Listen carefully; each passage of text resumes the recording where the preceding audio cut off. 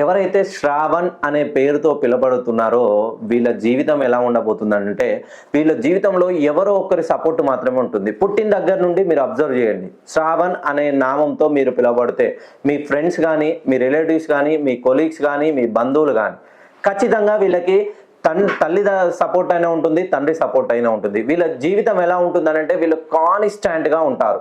ఏ సిచ్యువేషన్లో కానీ వీళ్ళు రోజు రోజుకి అప్పులు పెరిగిపోతున్న ముఖం పైన చిరునవ్వే ఉంటుంది. వీళ్ళ జీవితం వీళ్ళ చేతి గుండా ఇచ్చిన డబ్బులు రాకపోయినా ఎవరితో వాగ్వాదాలకు దిగరు. ఎప్పుడు కష్టపడుతూనే ఉంటారు. ఎలా ఉంటుందనంటే ఈ ప్రయత్నం కాకపోతే ఇంకొకటి, ఇంకొకటి కాకపోతే ఇంకొకటి, ఇలా ప్రయత్నాలు చేస్తూనే ఉంటారు.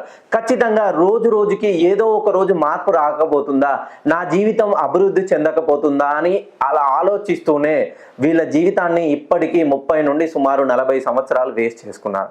ఒకసారి ఎస్ అంటే సంఖ్యాశాస్త్ర ప్రకారం 3 వస్తుంది. 3కి 6కి ఎప్పుడు పడదండి. మీ జీవితంలో ఎన్ని ప్రయత్నాలు చేసినా, మీరు చదువులో ఎంత బాగా ప్రయత్నించినా ఖచ్చితంగా మీ పేరులో సంఖ్యలను సరి చేసుకొని సక్సెస్ అవ్వలేరు.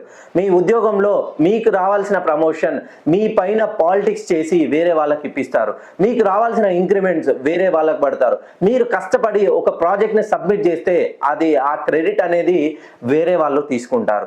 మీ చేతి గుండా డబ్బులు ఇస్తే ఖచ్చితంగా వాళ్ళు డబ్బులు కట్టలేక మీరే మధ్యవర్తిత్వం చేసి మీ జేబులోకి లోంచి డబ్బులు కట్టాల్సిన సిచ్యువేషన్లో ఉంటారు. ఎవరైతే ఈ శ్రావణ్ అనే నేమ్తో ఉన్నారో ఖచ్చితంగా వివాహం కోసం చేస్తున్న ప్రతి ప్రయత్నంలో ఆటంకాలే ఉంటాయి. పొరపాటున వివాహం జరిగినా ఖచ్చితంగా మీరు జరిగినటువంటి 2 నుండి 3 సంవత్సరాల లోపు మీకు అనూహ్యంగా చిక్కులు, సమస్యలు, ఆర్థికంగా వెనుకబడిపోతుంటారు.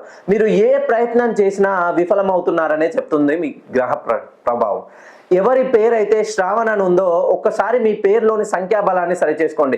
ఖచ్చితంగా మీరు ఇంటికి ప్రథమ లేదా తృతీయ సంతానమైన, మీరు వివాహం చేసుకున్న ఆవిడ ఇంటికి ద్వితీయ సంతానమైన ఒక్కసారి మీ పేరులోని సంఖ్యాబలాన్ని సరిచేసుకుంటే ఖచ్చితంగా 100కి 100% మీ జీవితం మారబోతుంది.